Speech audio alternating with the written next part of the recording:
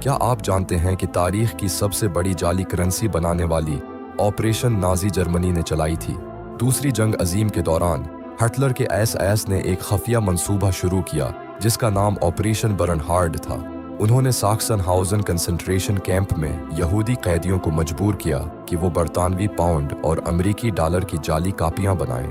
یہ قیدی اتنے ماہر فورجر بن گئے کہ بینک آف انگلینڈ کے ایکسپرٹس بھی حقیقی اور جعلی نوٹوں میں فرق نہیں کر سکتے تھے۔ انہوں نے 130 ملین پاؤنڈ سے زیادہ جعلی کرنسی بنائی۔ یہ قیدی ایک اخلاقی مسئلے میں پھنسے تھے، اپنی زندگی بچانے کے لیے دشمن کی مدد کرنا پڑ رہی تھی، لیکن انہوں نے چپکے پروڈکشن میں خرابی ڈال کر کام کو سست کیا۔